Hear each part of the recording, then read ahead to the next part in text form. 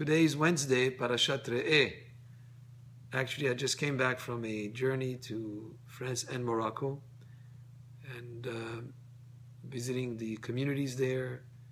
It was a fascinating experience.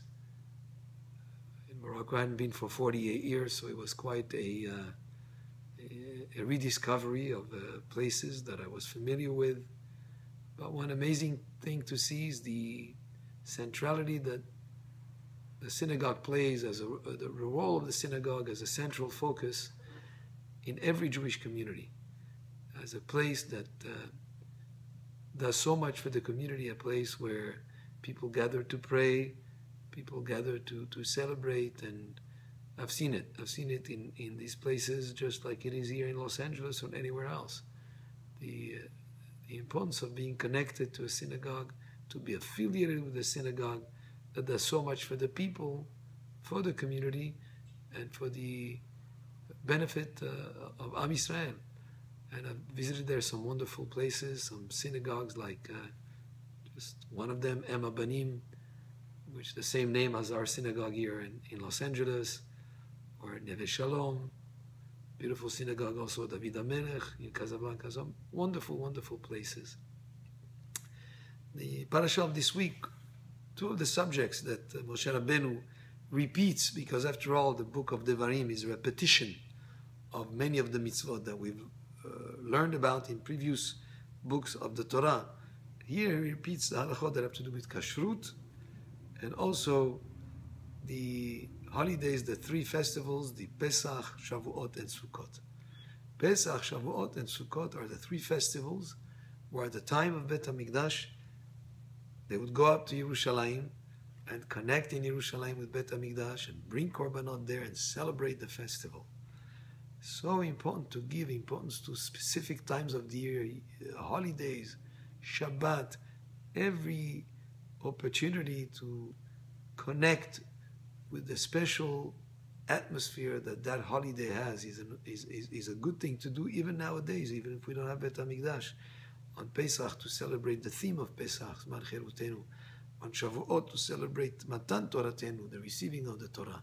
And on Sukkot, Zman Simchanenu, the time of our rejoicing. These are the holidays that I mentioned in the parasha of this week. Also, the laws of Kashrut. Animals, only animals that chew their cud and have split hoofs are the animals that we eat.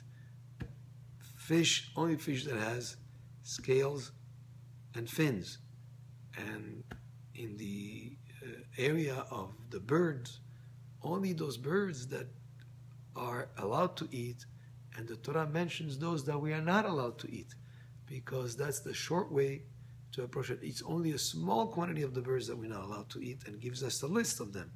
All the rest we're allowed to eat, but since many of the names of the birds we're not familiar with that are referred to in the Torah, then we're very careful not to eat any bird unless we know that bird tradition in the place where it is, that it's a known that is a bird that is kosher. So of course chicken and turkey are birds that we know are kosher. Also some other birds in different communities, based on what is known in that community to be a kosher bird, that's the kosher bird. But if you were to count the number of birds that are kosher, there are more kosher birds than non-kosher birds. That's why the Torah chose the list of non-kosher birds as a shorter list. In the fish, it's very simple. All the fish that are skins and fins are the ones that scales and fins are the ones that we're allowed to eat. And that's the short way, because there's a lot of other fish. And in the animals, only those that chew their cud and split hoofs, and that was the short way for the Torah to indicate.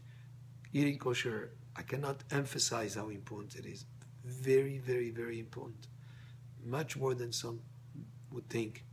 It's not only about a commandment from the Torah, it has impact on the spiritual clarity of vision of people. The Pasuk says, Venit metem bam, which Chachamim explains, Venit tamtem bam.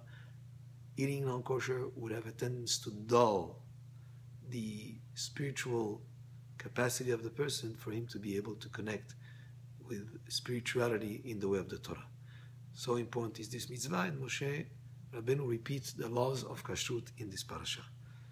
Baruch Adonai le'olam, amen ve'amen.